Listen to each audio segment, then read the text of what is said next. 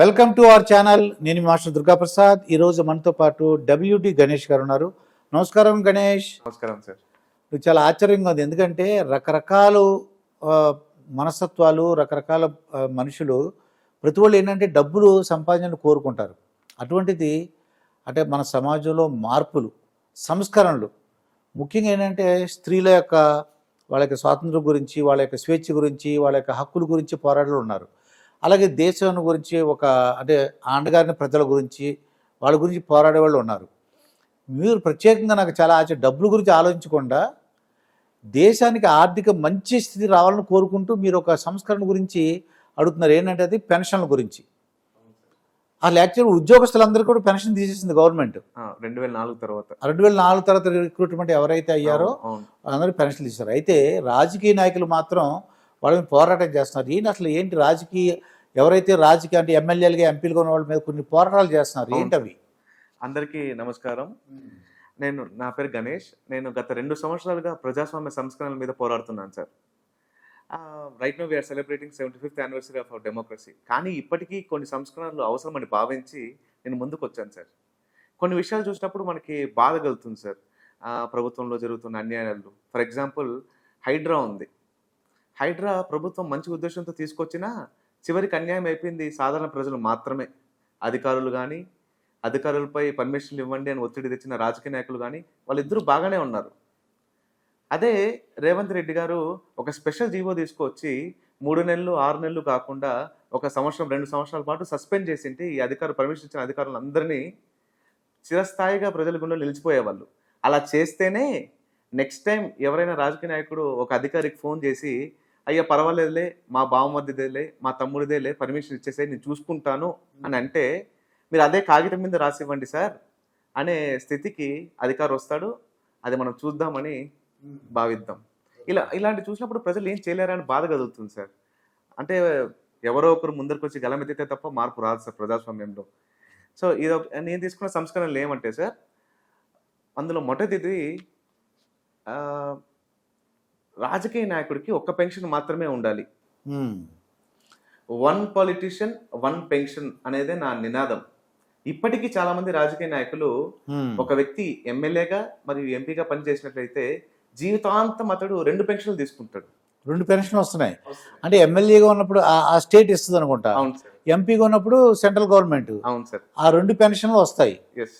ఒకవేళ వాళ్ళు చనిపోయినా వాళ్ళ భార్యలకు కూడా వస్తుంది. భార్యకు కూడా వస్తుంది. అవును sir. So MP pension from central government under 1954 parliamentary salaries and allowance act ప్రకారం అండ్ స్టేట్ గవర్నమెంట్ నుంచి 1953 salaries and pensions of AP legislatures act ప్రకారం 2 పెన్షన్లు తీసుకుంటారు సార్ జీవితాంతం.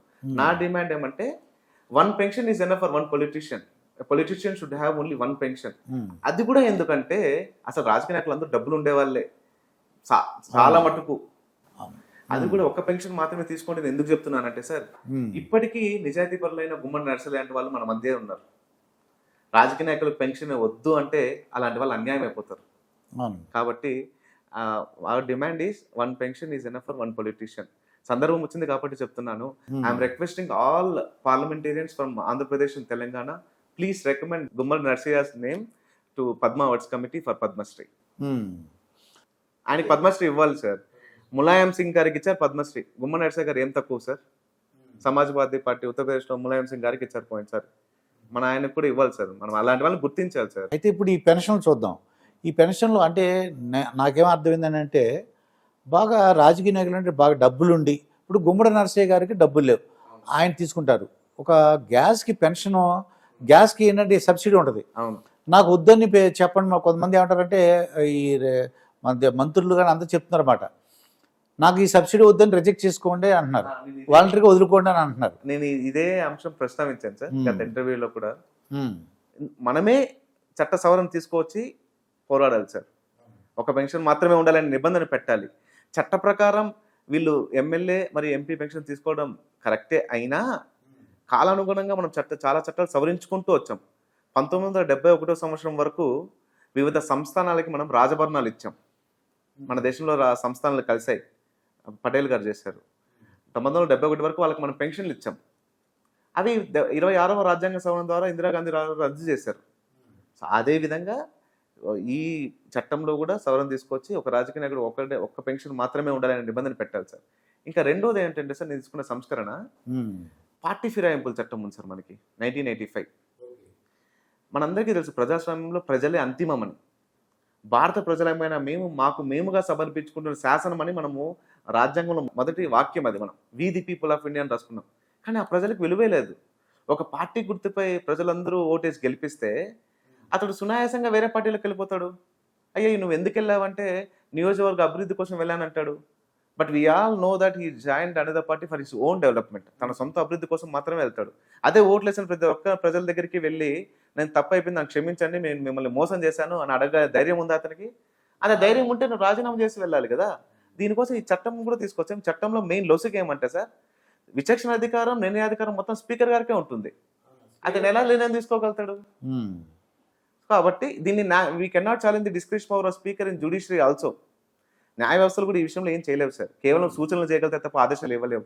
చట్ట సవరణ చేయాల్సింది పార్లమెంట్ మాత్రమే. సో అదొక రెండో సంస్కరణ సార్. మూడో సంస్కరణ ఏమంటే, before taking charge as a minister he should be a member of some house. రాజ్యాంగం ప్రకారం ఆర్టికల్ 75 క్లాస్ 5 ప్రకారం ఎవరైనా మంత్రి అవ్వచ్చు. తగిన వయసు, మతి స్థిమితం సరిగా ఉంటే ఎవరైనా మంత్రి అవ్వచ్చు. ఈ రోజు మిమ్మల్ని ప్రభుత్వం అనుకుంటే ఈ రోజు మిమ్మల్ని తీసుకొని మంత్రిగా మీరు ప్రమాణ స్వీకారం చేయొచ్చు. 6 నెలల వరకు మీరు పని చేయొచ్చు. ఏ సభలో సభ్యుడు కానప్పటికీ 6 నెలలు జీతం తీసుకోవచ్చు మీరు. నేనైతే ఏమంటే, అదే ఒక సామాన్యుడు నేను ఒక రోజు పోస్ట్ మ్యాన్గా పనిచేస్తాను, నాకు అవకాశం ఇవ్వండి అంటే ప్రభుత్వం ఇస్తుందా? ఇవ్వదు. దానికి నేను ఎగ్జామ్ రాయాల్సి ఉంటుంది. ఫర్ ఎగ్జాంపుల్ పంజాబ్లో మొన్న బిట్టు గారు అండ్ కేరళలో జార్జ్ కురియన్ గారు వీళ్ళిద్దరూ మొన్న లోక్సభ ఎన్నికల్లో ఓడిపోయారు సార్. కానీ మంత్రిగా ప్రమాణ స్వీకారం చేశారు. 6 నెలల తర్వాత రాజ్యసభలోకి వెళ్ళారు. నేను అనేది ఏమంటే, ముందుగా ఏదో ఒక రాజ్యసభలోకో లోక్సభకు ఫస్ట్ వెళ్ళండి, ముందుగా ఎంపీ అవ్వండి, తర్వాత మంత్రిగా ప్రమాణ స్వీకారం చేయండి. కనీసం ప్రజాస్వామ్యానికి కొంచెమైనా విలువ ఇచ్చినట్టు అవుతుంది. ఇది మూడో సంస్కరణ సార్. నాలుగోది ఏమంటే, a politician holding one position he should not contest for another position. ఒక ఎమ్మెల్యేగా ఉండే వ్యక్తి ఎంపీగా పోటీ చేయొచ్చు. He need not to resign for his current position. తన ఎమ్మెల్యేగా రాజీనామా చేయనవసరం లేదు. ఒకవేళ ఎంపీగా గెలిచారనుకోండి, ఏదో ఒక 10 వదులుకోవాల్సి వస్తుంది. అటువంటి సందర్భంలో election commission has to conduct new elections in one constituency with public fund. ప్రజాధనం ఎన్నికలు ఖర్చు పెట్టాలి, ప్రజాధనం వృధా అవుతుంది. అదే గవర్నమెంట్ ఎంప్లాయీ రాజకీయాల్లో అంటే ఖచ్చితంగా రాజీనామా చేసి మాత్రమే రావాలి. ఇవన్నీ రాజకీయ నాయకులు వాళ్ళకు కల్పించుకున్న వెసులుబాట్లు సార్. ఇంకా ఐదవ సంస్కరణ ఏంటంటే sir, according to 1951 people representative act, ప్రజా ప్రాతినిధ్య చట్టం 1951 ప్రకారం ఒక రాజకీయ నాయకుడు ఒక ఎన్నికల్లో 2 నియోజకవర్గాల నుంచి పోటీ చేయవచ్చు. అవును. ఒకవేళ 2 గెలిచారనుకోండి, ఏదో ఒక నియోజకవర్గం వదులుకోవాల్సి వస్తుంది. అటువంటి సందర్భంలో మళ్ళా ఎన్నికలు ఖర్చు పెట్టాలి, ఒక నియోజకవర్గంలో ప్రజాధనం వృధా అవుతుంది. సో ఇందులో ఎక్కువగా 4 సంస్కరణలు కేంద్ర ప్రభుత్వమే చేయాలి sir. 1985 anti defection law act, అది 10th షెడ్యూల్ రాజ్యాంగం సవరించాలి. అండ్ ఎవరైనా మంత్రి అవ్వచ్చు 6 నెలల వరకు అనేది 75 ఆర్టికల్ని సవరించాలి. ఇంకోటి ప్రజా ప్రాతినిధ్య చట్టం నుంచి 2 నియోజకవర్గాలు పోటీ చేయడం, మళ్ళీ ఒక రాజకీయ నాయకుడు పదవిలో నుండి ఇంకో పదవికి పోటీ చేయకపోవడం అనేది 1951 ప్రజా ప్రాతినిధ్య చట్టంని సవరించాలి సార్. రాష్ట్ర ప్రభుత్వం ఒక సవరణ చేయొచ్చు ఇందులో. అందుకోసం నేను ఇంట గెలుద్దాం తర్వాత రచ్చ గెలుద్దాం అనే ఉద్దేశంతో విజయవాడలో నిరాహార దీక్ష చేపుతున్నాను సార్. అదే పెన్షన్ల అంశం. దేశమైనా రాష్ట్రమైనా భవిష్యత్తు నిర్ణయించేది శాసన వ్యవస్థ. Legislature is two powerful than executive and judiciary and fourth estate media also. అందుకోసమే నేను ఏమనుకుంటున్నానంటే, దేశాన్ని రాష్ట్రాన్ని తర్వాత మీరు బాగు చేద్దరు, ఫస్ట్ ప్రక్షాళన అనేది మీ నుంచే మొదలవ్వాలి, మార్పు అనేది మీ నుంచే మొదలవ్వాలి. మీరు కల్పించుకున్న మీ వెసులుబాట్ల మీద అందులో మొదటి అంశం ఒక రాజకీయ నాయకుడికి ఒక్క పెన్షన్ మాత్రమే ఉండాలి. ఇది సార్ ఫస్ట్ దీని మీద పోరాటం. ఫస్ట్ దీంట్లో ఇప్పుడు టీజీ వెంకటేశ్వర ఉన్నారు, నాదెండ్ల భాస్కర్ గారు ఉన్నట్టున్నారు, కొంతమంది ఉన్నారు, అశోక్ గజపతిరాజు గారు ఉన్నారు సార్. అంటే వాళ్ళు ఏంటంటే వాలంటరీగా వదిలేసుకుని చాలామంది, కొంతమంది సినిమా యాక్టర్లు కూడా అంటున్నారు, ప్రముఖులు. వాళ్ళ దగ్గర డబ్బులు ఉన్నాయి, 1000 కోట్లు ఉన్నాయి, లేకపోతే 100 కోట్లు ఉన్నాయి. వాళ్ళు మాత్రం వాలంటరీగా వదిలేసుకుని, ఇది ఆ పెన్షన్ కూడా మీరు అన్న ఒక పెన్షనే కదా, నేనేమంటున్నానంటే ఆ పెన్షన్ కూడా వద్దంటున్నాను నేను. నాకు పెన్షన్ వద్దండి అని అంటే ఇంకా మంచిది అనిపిస్తుంది. ఎవరికైతే అంటే వాళ్ళ ఆర్థిక పరిస్థితి చాలా బాగుంది, తరతరాలు కూడా పనిచేస్తూ రాగలదు అమౌంట్ అని అనిపిస్తే వాళ్ళు పెన్షన్ వదిలేసుకోవడం బెటర్ అది. ఉమ్. చాలా మంది మొదట నన్ను నమ్మలేదు సార్. అరే ప్రభుత్వం ఎలా ఇస్తుంది ఒక వ్యక్తికి 2 పెన్షన్లు? ఇప్పుడు 35 ఇయర్స్ సర్వీస్ చేసినా కూడా 2004 తర్వాత పెన్షన్ లేదు కదా, మరి నువ్వు కరెక్ట్ అని చెప్తున్నావని. దాన్ని నిరూపించడానికే నేను సెంట్రల్ గవర్నమెంట్కి ఆర్టీఐ అప్లికేషన్ పెట్టాను sir. Department of expenditure and minister of finance వాళ్ళకి ఎవరెవరు ఎక్స్ ఎంపీ పెన్షన్లు తీసుకుంటున్నారో వాళ్ళ లిస్ట్ ఇవ్వమని. వాళ్ళు నాకు ఇచ్చారు సార్, లిస్ట్ ఇచ్చారు.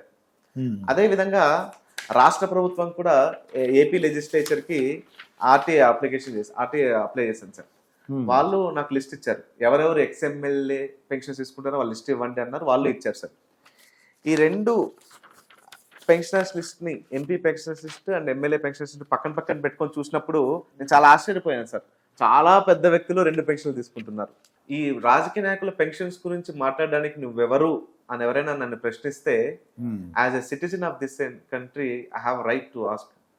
మనం ఒక చిన్న చాక్లెట్ కొన్నా అందులో 1 పైసా ప్రభుత్వానికి పన్ను వెళ్తుంది. మన ఇలా ప్రజల పన్నుల ద్వారానే రాజకీయ నాయకులు 2 పెన్షన్లు తీసుకుంటున్నారు. భారతదేశంలో నివసించే ప్రతి పౌరుడికి ప్రశ్నించే హక్కు ఉంది. భారత ప్రభుత్వం అతి సాధారణమైన మనల్ని మనం గ్యాస్ సిలిండర్ బుక్ చేసుకునే సమయంలో మీరు ఎల్పిజి సిలిండర్ సబ్సిడీ వదులుకోండి అని మనందరినీ ఫోన్లో సందేశం అడుగుతుంది. సబ్సిడీ వదులుకోండి అని, ఆదర్శం అవ్వండి అని. అదే వందల వేల కోట్లు ఉండే రాజకీయ నాయకుల్ని ఎందుకని మీరు 2 పెన్షన్లు తీసుకుంటున్నారు, 1 పెన్షన్ వదులుకోండి అని ఎందుకు గవర్నమెంట్ అడగదు? మనమే చట్ట సవరణ తీసుకొచ్చి పోరాడాలి సార్. అందులో మొదటి వారు పెద్దవాళ్ళలో ఇంకా డాక్టర్ మెగాస్టార్ చిరంజీవి గారు ఉన్నారు. ఆయన తిరుపతి శాసనసభ్యునిగా మరియు రాజ్యసభ సభ్యునిగా పనిచేశారు. ఆయన ప్రస్తుతం 2 పెన్షన్లు తీసుకుంటున్నారు సార్. చిరంజీవి గారు ఏ విపత్కర పరిస్థితి వచ్చినా 100 కోట్లలో దానాలు చేస్తుంటారు. అందులో మొదటి వరుసలో వాళ్ళ కుటుంబం ఉంటుంది. ఈ విషయంలో కూడా ఒక రాజకీయ నాయకుడికి 1 పెన్షన్ మాత్రమే ఉండాలని నేను పోరాడుతున్నాను. ఈ విషయంలో వాళ్ళు పెద్ద మనసుతో ముందుకొచ్చి ఏదో 1 పెన్షన్ తీసుకోమని చెప్పండి, ఏదో ఎమ్మెల్యే ఆర్ ఎంపీ ఏదో 1 పెన్షన్ తీసుకొని 1 పెన్షన్ వదులుకుంటే మిగతా రాజకీయ నాయకులందరికీ ఆదర్శం అవుతారు, మిగతా రాష్ట్రాల వాళ్ళందరికీ మనం ఆదర్శం అవుతాం.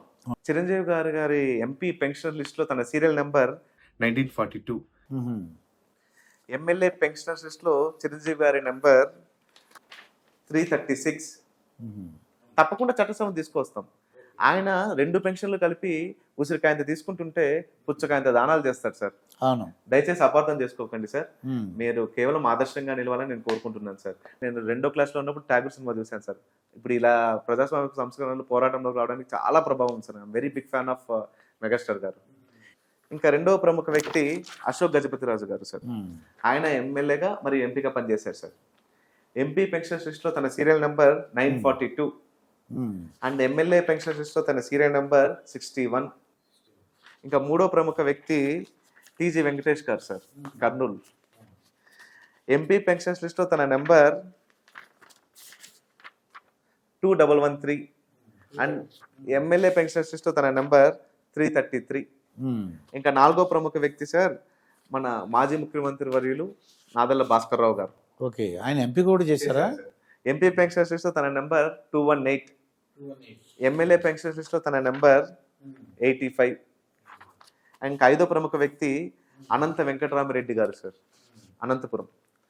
ఎంపీ పెన్షన్ లిస్ట్ లో తన number 674 and MLA pension list లో తన నెంబర్ 371. వీళ్ళందరూ సమాజ సేవ చాలా ఎక్కువ చేస్తుండొచ్చు. అంటే చాలా మంది ఉండొచ్చు, చాలా మంది ఉన్నారు ప్రముఖులు కాబట్టి మీరు చెప్తే మిగతా వాళ్ళందరూ ఆదర్శంగా తీసుకొని ఏదో 1 పెన్షన్ మాత్రమే తీసుకుంటారనే సదుద్దేశంతో చెప్తున్నాను తప్ప దయచేసి తప్పుగా అపార్థం చేసుకోకండి. మీరందరూ సమాజ సేవ చాలా ఎక్కువ చేస్తుండొచ్చు. మనము మిగతా రాష్ట్రాలకు ఆదర్శంగా నిద్దాం. ఆల్రెడీ మన తెలుగు నేల 2 విషయాల్లో దేశం గర్వించదగ్గ స్థాయికి మనం వచ్చాం.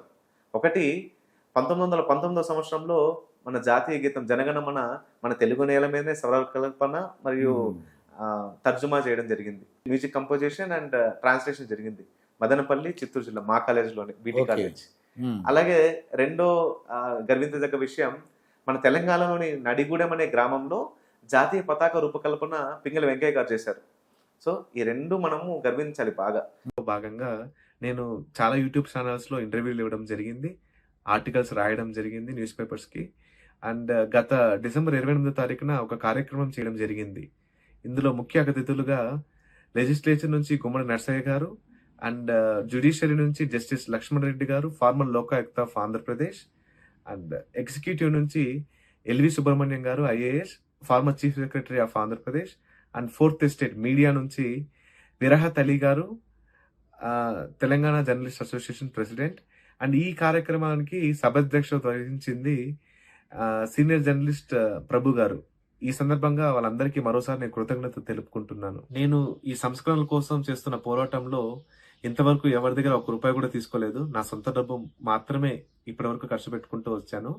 భవిష్యత్తులో ఉద్యమం పెద్దదయ్యే కొద్దీ చూడాలి. నేను ఏ పార్టీకి చెందిన వ్యక్తిని కాదు, పార్టీలకు అతీతంగా చేస్తున్న ఉద్యమం ఇది. అన్ని పార్టీలు ఈ సంస్కరణలు తేవడంలో సహకరిస్తాయని ఆశిస్తున్నాను. నిజం మాట్లాడడమే నేరం అయితే ఈ పోరాటంలో ప్రాణాలు పోయినా పర్వాలేదు. I don't mind and I don't care if I lose my life in this process. And నా దృష్టిలో అతి గొప్ప వృత్తి జర్నలిజం. ప్రజల సమస్యలపై మాట్లాడడంలో ఎప్పుడూ ముందుంటారు. I hope I will get a support from media and I will be very happy if someone join with us who has same ideology. And సలహాలు సూచనలు తప్పకుండా స్వీకరిస్తాం. థ్యాంక్ యూ అండ్ జై హింద్. నువ్వు ప్రజల గురించి ఆలోచిస్తున్నావు, మన దేశం గురించి ఆలోచిస్తున్నావు. సార్ ఈ విషయంలో ఈ పోరాటంలో నువ్వు సక్సెస్ అవ్వాలని కోరుకుంటున్నాను. తప్పకుండా సార్. ఇదండి సామాజికవేత్త లేదంటే సంస్కరణల గురించి ఆలోచించే డబ్ల్యూడి గణేష్ గురించి జరిగిన ఇంటర్వ్యూ. మరొక ఇంటర్వ్యూతో మీ ముందుంటాను. మీ మాస్టర్ దుర్గా ప్రసాద్. నమస్కారం. నమస్కారం సార్. Thank you.